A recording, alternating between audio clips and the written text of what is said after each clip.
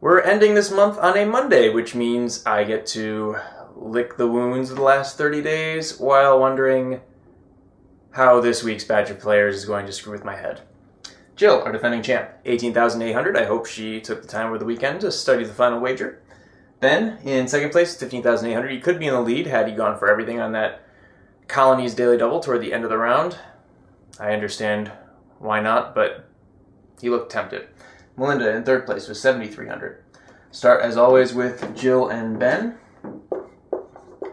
Ben doubles up. He's going to have 31,600, so Jill will need to wager 12,800 to cover him. She gets it wrong. She'll be left with 6,000, so that means to stay above her, Melinda can wager up to 1,300, and Ben can wager up to 9,800. Now we look at second and third, Melinda and Ben. If Melinda doubles up, she's going to have 14,600. That's less than what Ben has. So to keep her locked out, he can wager up to 1,200. Now for rule number 3, and we'll look at Ben since he can catch Jill. It looks like he can comfortably do so. If he wants to cover a zero wager by Jill, he can wager 3,000. If he wants to cover an unsafe wager by her, he can wager 6,000. And on the downside, he wants to stay above Melinda should she wager 0. And to do that, their difference is 8,500. So he should cap his wager at 8,500. Now we go into mind games, and we'll start with Melinda because she's kind of locked out. What if she goes for this 1,300 amount? She gets it wrong. She's gonna be left with 6,000, which is what Jill should be left with if she doesn't tack on the extra dollar. If she gets it right, she'll have 8,600. So for Ben to stay above that rational amount, he can wager 7,200. So we'll make that his new maximum. And if Jill wants to cover that 7,200 wager, well, let's see what Ben would have. Ben would have 23,000 even. So to cover that, Jill would need to wager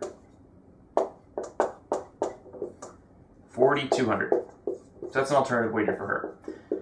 Now the interesting thing about this is if she gets it wrong, she's going to have 14,600. Which is exactly twice what Melinda has. So, if she wants to wager small, Jill will have to wager this 4,200 amount exactly, not $1 more. The interesting thing about that is that kind of makes it a wager to tie situation, not as hard as some other situations like 3/4 or 2/3. But that means that Ben's going to want to wager 7,200 regardless. If he wants to go small-ish, and not wager everything, which I guess he could if he really wanted to, but I wouldn't be too happy with that. And Melinda, since Ben has a choice of rational wagers that will keep him above her score, she'll just want to wager everything. That's really her only move.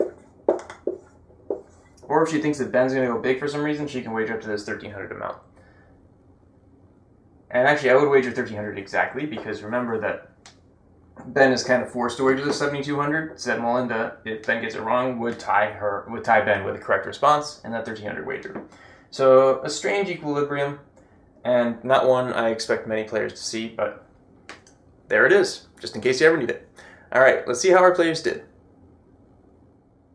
Melinda got it right and wagered 3,000, which serves absolutely no purpose whatsoever. Over to Ben, who also wagered 3,000, which normally is a good wager to cover a 0 by Jill, but he has a better option in either 6,000 or 7,200. Jill got it right and went for the lockout plus $1. Nice work, Jill. She'll be back for her third game tomorrow, and we'll see what happens after the USA-Belgium game. Should be a fun day. We'll see you then on the final wager.